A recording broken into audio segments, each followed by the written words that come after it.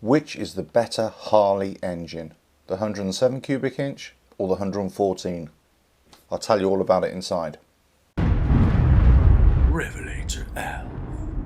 Hello, welcome to RevelatorAlf. Hope you're enjoying the channel and all the videos. Please like, share, subscribe, leave loads of comments below, and check out the website RevelatorAlf.com. So I've got my thinking cap on, and I was on a ride yesterday, and I got to thinking about the different engine sizes of the M8 engines, you know, the current crop.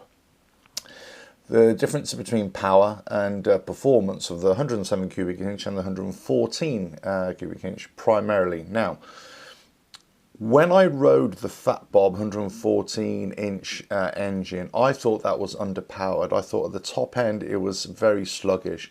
In fact, my initial thoughts were that actually the 107 cubic inch was a better engine. No evidence to support that, it was just a general feeling I had at the time.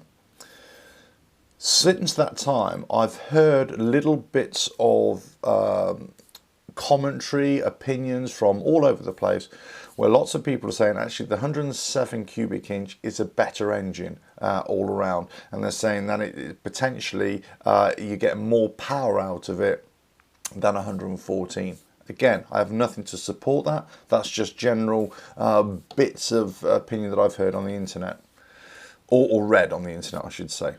So I wanted to do a little digging. Okay, so I wanted to make a direct comparison. So I've taken the Fat Bob as a bike. Now there are obviously other soft-tailed bikes that offer the 114 and the 107 as a direct comparison engine. Other softails just offer the 107 and others just offer the 114. But the Fat Bob is one of those that offer both. So the 114 cubic inch engine offers 69 kilowatts of power, which equates to 92.53 horsepower at 5,020 RPM. It also offers 155 newton meters of torque at 3,000 RPM, which equates to 114.32 foot-pounds, right?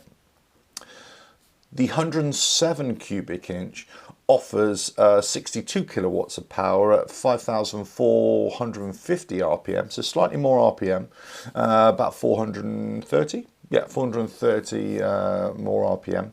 And the horsepower is 83.14 horsepower. And I'm reading this off my notes here. And it offers 145 newton meters, again at just a little bit more RPM, 3,250 RPM. And that equates to 106.95 foot-pounds of torque. Right, those are the figures, those are the facts and figures. You can read that for yourself, not a big problem.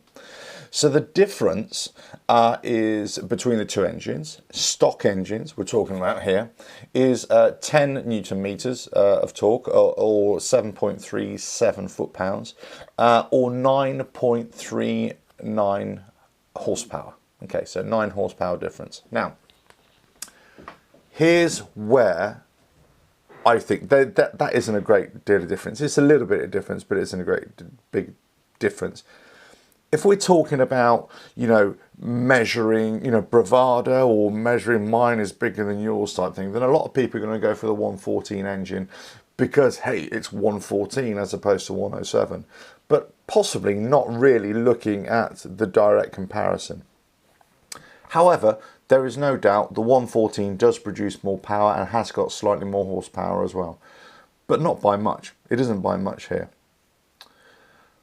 But if you get a 107 cubic inch engine and you put a stage 1 on it, or even go to a stage 2, but let's just consider it a stage 1, can you increase the horsepower up to match the 114?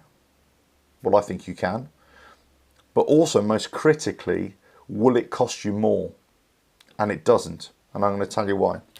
Okay, so if you take a basic stage 1 upgrade, exhaust, air filter, mapping, tuner, it really depends, of course, what exhaust you get, and you know, if you get the full exhaust or just the slip-on and everything. But let's just say you can get it in for about £1,000, which would be about $1,200–1,300, something like that. you know, I think you can get it a little bit less, and I think you can get you can get it certainly a lot more, depends on what sort of exhaust you go for.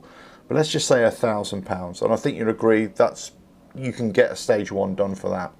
The Fat Bob 107, 114 price difference. Okay, so the 114 in the UK right now, even for the 2020 models, is £15,825. The 107 cubic inch is £14,295. Okay, those are 2 stock bikes. So that is a £1,530, £1,530 difference. So if you buy the 107 cubic inch, add another £1,000 on for a full stage 1, you're still cheaper by £530 than 114 inch, and you're going to get the same power. Now, am I wrong, or does that make sense to everybody? It's better to go for 107 cubic inch than the 114 inch, surely, isn't it? And just have the stage 1 on it. Now, obviously, if you pick the 114 inch, you can actually upgrade it as well and put stage 1, you'll get more power out of that. But I'm just talking about power, delivery, and pricing. On the same bike, what is the best option? I think the 107 inch is the better engine, or it's the one with the most flexibility from stock. I don't think there's a marked difference, a huge difference between the 114 and 107 anyway. From my own experience, I think the 107 engine runs better, produces power right across a speed range better than the 114. But I think with that stage 1, you can get the same performing engine as a stock 114 for cheaper. So why wouldn't you do that? I'm not sure. So unless it's for just, oh look, I've got a 114 inch engine, or let's just say, or cubic inch engine, let's just say, oh no, mine is bigger than yours type thing, I don't know. So here's the question to you guys. If you've got a 107 cubic inch engine and you've done the stage 1, or you've even gone a little bit more and you've done the stage 2 as well, is it markedly different? Is there a massive boost in power per se? And do you know how that compares to a 114 inch cubic inch engine? Is it better? If you're a 114 rider, if you've got a 114 engine in your bike and you've ridden a 107 cubic inch, what do you feel is the difference? Now, it could be that the 114 Fat Bob that I rode, there was an issue with it. I've actually got a sneaking feeling there was an issue with it, because I can't believe it will bottom out at 90, 100 miles an hour, or even through all the speed ranges. It just seemed to be a little bit lethargic. But let me know if there is, if you've heard the same thing, if you've heard a similar thing, that the 107 cubic inch actually is a better engine, or with the stage 1 is better than the 114 inch anyway, and you'll get it for cheaper.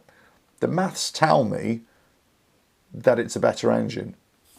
The practicality, I don't know. I'll leave that up to you. Let me know in the comments below.